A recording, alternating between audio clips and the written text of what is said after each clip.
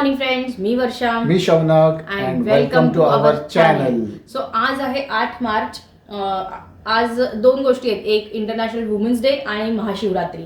So आज आहे सुट्टी आणि आत्ता वाजलेले आहेत सकाळचे 6:45. सकाळचे 6:45. सो आत्ता अचानक अथर्व 6:30ला उठलाय आणि आमच्या रूममध्ये आला, म्हणाला मम्मा चल कुठेतरी बाहेर जाऊया. आणि अचानक प्लॅन ठरलेला आहे नमो ग्रँड सेंटर पार्क कोलशेतला जायचा. तरी पार्क ठाण्यातले आता गेले 2-1 महिन्यापूर्वीच ओपन झालेली आहे आणि म्हटलं की चला आता सकाळी जायचं असेल तर मग तिकडे जाऊया, कारण एकंदर तिकडे इंटरनेटवरचे जे रिव्ह्यूज ऐकले ते खूप छान आहेत, तर आम्ही पण तिकडेच जातोय. आमच्या घरापासून 15 मिनिटावर आहेत. तिकडे पोहोचण्यासाठी तुमच्याकडे बरेच ऑप्शन्स आहेत. स्वतःचे प्रायव्हेट व्हेकल असेल तर चांगलंच आहेत, नंतर तुम्ही रिक्षा वगैरे करून पण येऊ शकतात. काही बसचे रूट्स आहेत पण ते तुम्ही तुमचे एक्सप्लोअर करावे लागतील, कारण ते रूट्सबद्दल आम्हाला माहिती नाही आहे.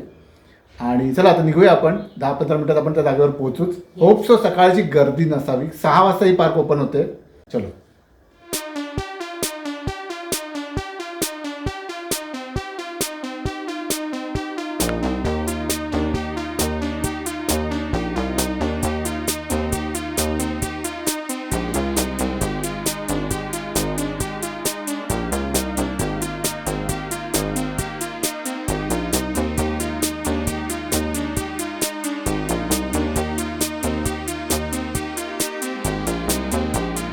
फायनली आता आम्ही आलेलो आहोत ते या सेंट्रल पार्कमध्ये.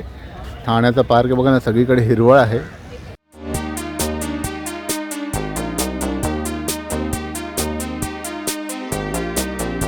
या साईडला इकडे पार्किंग आहे, म्हणजे तुम्ही याच रोडनं पुढे लेफ्टला गेलात की तुम्ही या बिल्डिंगमध्ये येतात. इकडे पार्किंग आहेत, ते 40 रुपीज लोक चार्ज लावत आहेत. सो आणि हा एंट्रन्स आहे, इकडे तिकीट घ्यायचं आहे आणि मग आत जायचं आहे. एंट्री करताना तुमचे बॅगेज पण चेक केलं जातं, कारण कोणत्याही प्रकारचे फूड आयटम्स आतमध्ये अजिबात अलाउड नाही आहेत.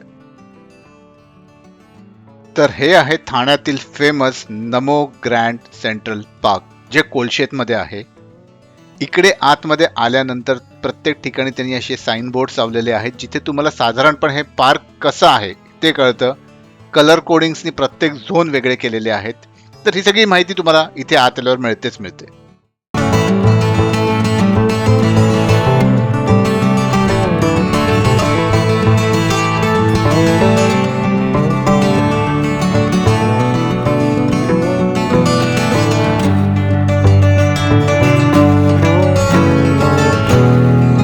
तर बघा ना, इकडे त्यांनी लहान मुलांसाठी ट्री हाऊस, आणि बघितलं तर त्या झाडाच्या अवतीभोवतीच त्यांनी सगळं सेटअप केलेलं आहे, म्हणजे कुठल्याही वृक्षाला असं तोडून वगैरे त्यांनी ते काही केलेलं दिसत नाही आहे.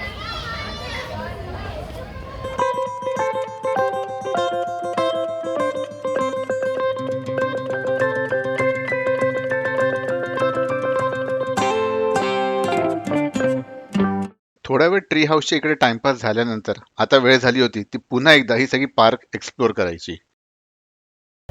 तर आता इकडे ना चेस बोर्डसुद्धा त्यांनी सेटअप केलेला आहे, तर तोच बघायला आलो. तिकडे 2 छोटी मुलं चेस खेळत आहेत, बघू शकतात. अथर्वही तिकडे चाललेला आहे आणि त्याचं नाव आहे चेस प्लाझा.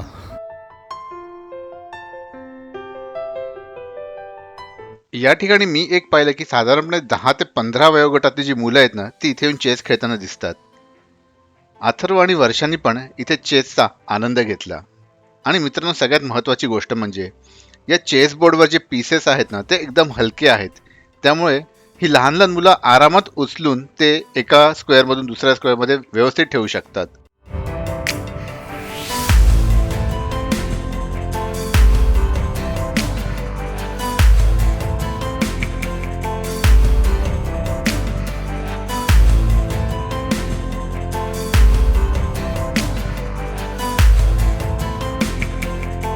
सकाळी 8पर्यंत इथे पोचलो आणि तरी पण 8 वाजता इथे बऱ्यापैकी गर्दी आहे. आता इकडे समोर थीम पार्क आहे, तर थीम पार्कमध्ये जाऊन बघूया की काय थीम्स आहेत इकडे ॲक्च्युली. Let's see.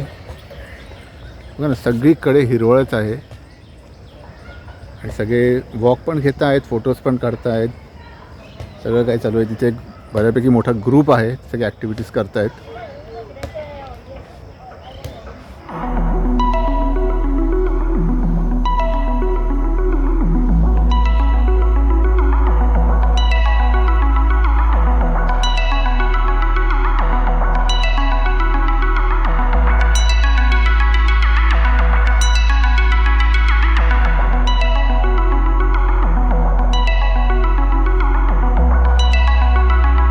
आपण आहोत जॅपनीज गार्डनमध्ये. जसं जॅपनीज आर्किटेक्ट असं त्याप्रमाणे इकडे त्यांनी सगळं उभं केलेलं आहे. तर आता बघूया जॅपनीज गार्डन एक्झॅक्टली काय आहे ते. तर या जॅपनीज गार्डनमध्ये त्यांनी जॅपनीज स्ट्रक्चर किंवा जॅपनीज संस्कृतीचा थोडाफार देखावा उभा करण्याचा प्रयत्न केलेला आहे.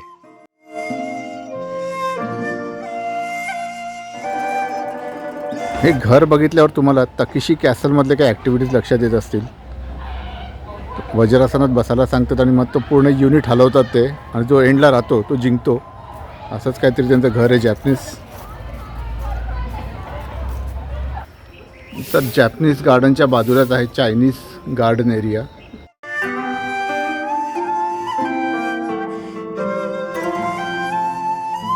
तर मित्रांनो, चायनीज गार्डन आणि जॅपनीज गार्डनला डिव्हाइड करणारं हे एक जापानी पद्धतीचं गेट पण त्यांनी इथे उभारलेलं आहे.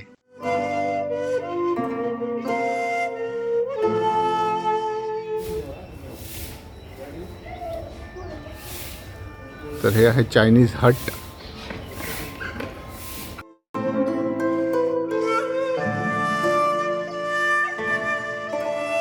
तर चायनीज आणि जॅपनीज यांच्याच बाजूला आहे मुघल गार्डन.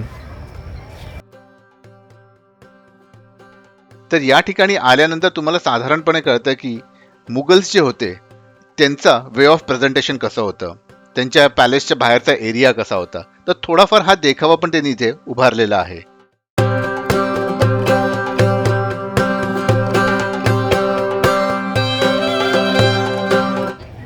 तर जरा फुल ह्याच्यात बघूया मुघल गार्डन कसं दिसतंय.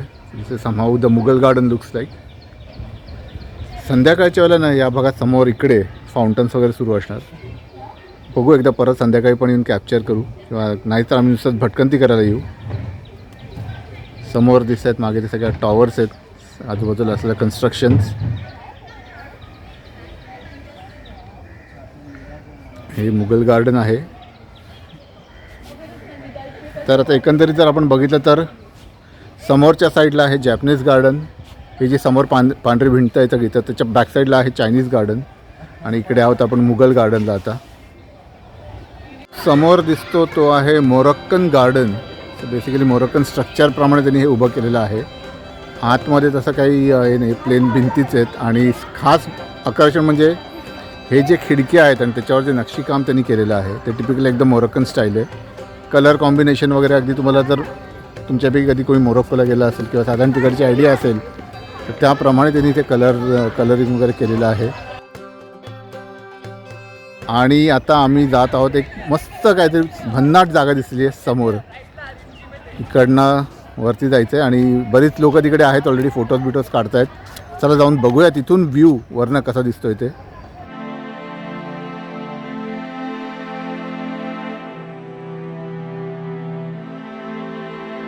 आता आम्ही जेव्हा या ब्रिजवर आलो ना, दोन असे समोर हे दिसत आहेत, स्ट्रक्चर्स दिसत आहेत जे यांचे एंट्रन्स आहेत ॲक्च्युली या ब्रिजवर येण्याचे.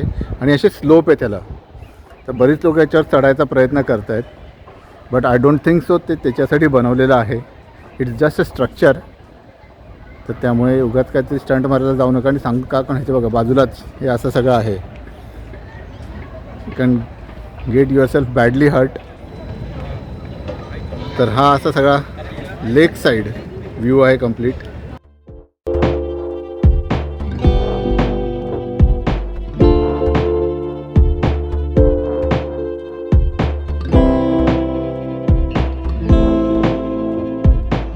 परदेशात अशा अनेक ठिकाणी तुम्हाला सेंट्रल पार्क दिसून येतील, पण ठाण्यातली ही पहिली वहिली सेंट्रल पार्क आहे जी खऱ्या अर्थाने ग्रँड आहे. अजूनपर्यंत जर तुम्ही या पार्कला भेट दिली नसेल तर तुम्ही सकाळी किंवा संध्याकाळी तुमच्या वेळेप्रमाणे इकडे नक्की या.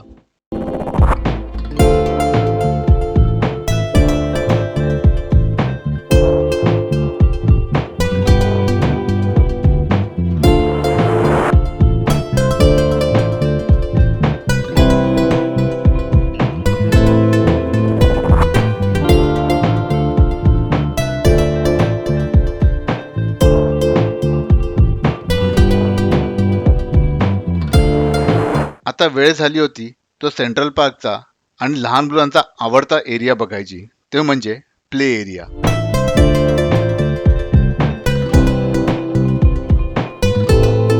तर आता आपण पुढचा एरिया एक्सप्लोअर करायला जातो आहे. पण या ब्रिजवर आल्यानंतर ना मला आठवलं ते म्हणजे लंडनमध्ये कॅनरी वॉर्फला आमचं जिकडे ॲकोमोडेशन होतं तिकडे असा काय मस्त ब्रिज होता. तर रोज सकाळी ऑफिसला जाताना आम्ही तो ब्रिज क्रॉस करून जातो. आणि तसंच आणखीन एका ठिकाणी लंडनला सुद्धा आणखीन एक ब्रिज होता. मला ॲक्च्युली त्याचं नाव तर एरिया आठवत नाही आहे, पण जर तुम्हाला हा ब्रिज बघून काही आठवत असेल तर नक्की सांगा.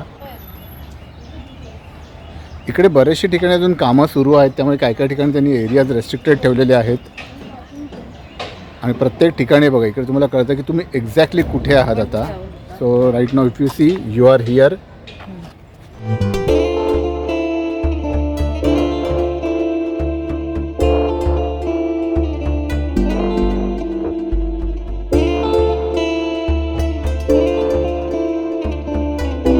आता इकडे समोर तुम्हाला सरळ दिसतं तो प्ले झोन आहे, स्पोर्ट्स अरिना आहे, लेक झोन आहे आणि बाकी गार्डन रेस्टॉरंट वगैरे कुठे सगळं मार्किंग्स व्यवस्थित केलेलं आहे. ते झिपलाईन वगैरे दिसते. Let's see.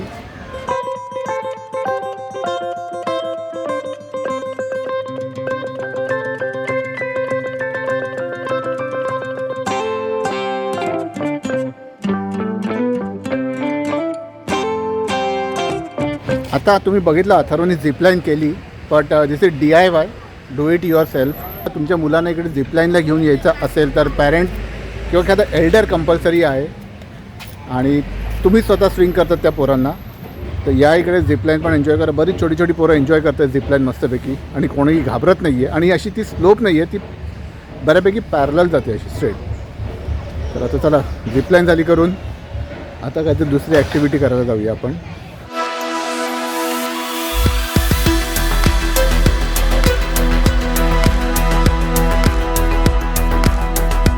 प्ले एरियाच्या बरोबर बाजूला वर्कआउट करण्यासाठी एक छोटीशी जागा आहे. इथे काही इक्विपमेंट सुद्धा आहेत. तर मी आणि वर्षांनी सुद्धा थोडासा या गोष्टींचा अनुभव घेतला.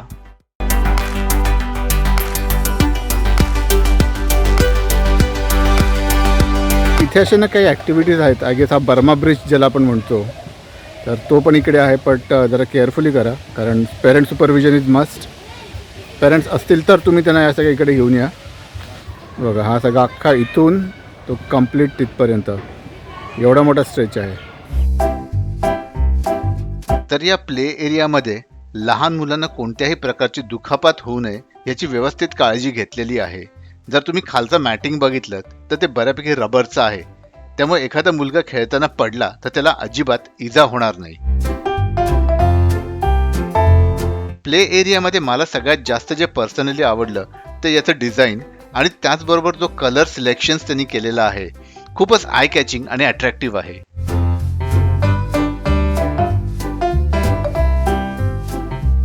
सांबाज जे खूप फेमस वाद्य आहे त्याचंही त्यांनी इकडे सेटअप केलेलं आहे मस्तपैकी.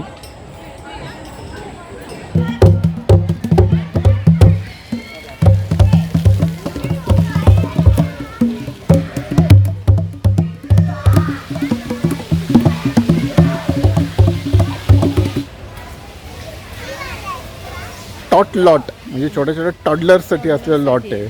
किड्स प्ले एरियामध्ये केलेलं कलर सिलेक्शन आणि डिझाईन, त्याचबरोबर टॉडलर्ससाठी केलेलं कलर सिलेक्शन आणि डिझाईन याच्यात सुद्धा तुम्हाला फरक जाणवतो. म्हणजे लहान मुलांना काय अट्रॅक्ट करेल याची सुद्धा व्यवस्थित काळजी त्यांनी इथे घेतलेली आहे. या साईडला इकडे फाउंटन आहे लहान मुलांसाठी, स्प्लॅश पॅड.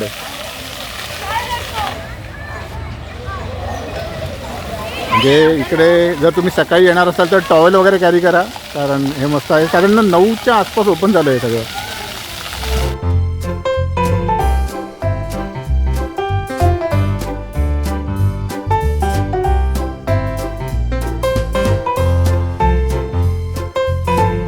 जर तुम्हाला या सेंट्रल पार्कमध्ये यायचं आहे तर तुम्हाला इधर सकाळी लवकर यावं लागेल आणि तसं जर संध्याकाळचं जर एन्जॉय करायचं असेल तर संध्याकाळी 6च्या नंतर जेव्हा बऱ्यापैकी अंधार पडतो. बट आता 9 वाजलेले आहेत तरी पण इथे बऱ्यापैकी गर्दी आहे. आज तर तसा पब्लिक हॉलिडे आहे, म्हणजे गव्हर्मेंट हॉलिडे आहे, सुट्टी आहे, त्यामुळे जरा बऱ्यापैकी जास्त पब्लिक आहे. बट जास्त करून इकडे जो सकाळी क्राऊड येतो ना तो बहुतेक तरी कॉलेजच्या मुलांचा वगैरे आहे, कारण तशी एकदम मिनिमम एंट्री फी आहे. आणि जरी एंट्री फी मिनिमम असली तरी त्या लोकांनी खूप छान पद्धतीने ही पार्क किंवा हा जो एरिया आहे सगळं त्यांनी मस्त स्वच्छ ठेवलेला आहे आणि थँक्स टू द पब्लिक ज्यांनी हा एरिया स्वच्छ ठेवायला मदत केलेली आहे.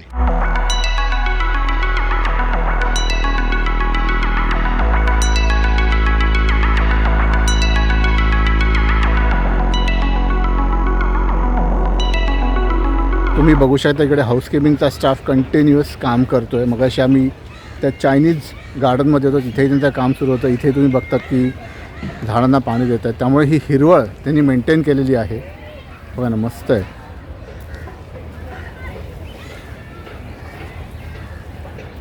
गिद्ध उड रहे हे, बहुतेक जगीरा आला असावा. त्यांनी चायना गेट बघितला असेल त्याला कळेल हा जोक.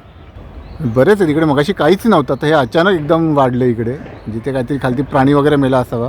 तर आमची ऑलमोस्ट आता भटकंती संपत आलेली आहे, कारण या पार्कमध्ये असं व्यवस्थित येऊन म्हणजे तुम्हाला कमीत कमी 3 तास वगैरे पूर्ण द्यावे लागतील तर तुम्ही पूर्ण पार्क एक्सप्लोअर करू शकतात. नाहीतर मग असंच पटकन 2 तासात महत्त्वाच्या जागा बघून मग भटकू शकतात. तर चला आता आपण या डेकवरनं हा सगळा व्ह्यू बघूया काय दिसतोय, कसा दिसतोय. हा समोर जो आहे ना तो सगळं गार्डन एरिया दिसणार आहे आपल्याला. तर हा सगळा तो गार्डन एरिया आहे. चायनीज, जॅपनीज, मोरक्कन आणि समोर जे डेक्स आहेत समोरच्या साईडला तिकडून लेक व्ह्यू आहे. मग चला आता तिकडेही जाऊया आपण.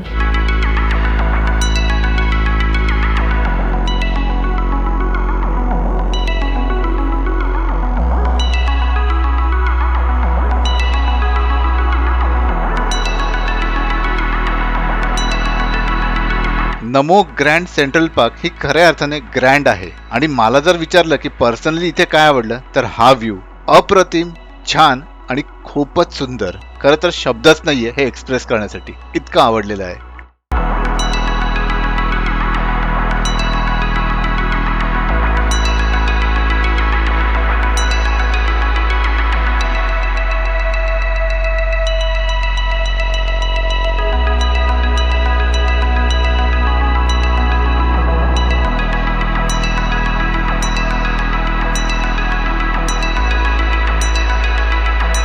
सिनियर सिटीजनसाठी इथे खास सोय केलेली आहे. या गाडीत बसून तुम्ही संपूर्ण पार्क फिरवू शकतात. तुमच्याकडे असलेलं तिकीट त्यांना दाखवायचं आणि मग हे ड्रायव्हर तुम्हाला संपूर्ण पार्क फिरवून आणतात. मित्रांनो, एक लक्षात ठेवा, इथे फक्त ही गाडी सिनियर सिटीजनसाठीच आहे. त्याच्या व्यतिरिक्त दुसरं कोणालाही या गाडीत चढण्याची अजिबात परमिशन नाही आहे. तर आता वेळ आलेली आहे फायनली घरी जायची. आधी आम्हाला वाटलं की इकडे खाण्यापिण्याची पण सोय असेल, पण आम्हाला तर इथे काही कॅन्टीन्स वगैरे दिसले नाहीत, बहुतेक सुरू पण नसतील अजून. तर अचानक भयानक प्लॅन ठरला सकाळी उठल्या. हो, काल तर डोक्यात पण नव्हतं. अथर्वला 6:30ला जाग आली, मम्मा काय करू. त्याने आम्हालाही उठवलं. मग काय नाही, 7 वाजता गाडी काढली आणि सेंट्रल पार्कला आलो. येस. आणि अचानक भयानक प्लॅन नेहमीच चांगले असतात. प्लॅनिंग करून आपल्याला जमत नाही. आलो इथे, मजा केली. आणि आज गर्दी कमी होती, तर पण सुट्टी तरी आहे गर्दी, पण नॉर्मली वर्किंग डेजला वगैरे गर्दी कमी असणार मे इकडे. बी मॉर्निंग टाईम आहे त्यामुळे. संध्याकाळचं पण बघायला पाहिजे, कारण त्यांनी बऱ्याच ठिकाणी वेगवेगळे लाईट्स लावले आहेत, फाउंटन्स आहेत. सो संध्याकाळचा लुक एक वेगळा लुक असेल कदाचित. आणि गर्दी थोडीशी स्कॅटर्ड असेल. फक्त म्हणजे संध्याकाळी चक्कर मारला पाहिजे.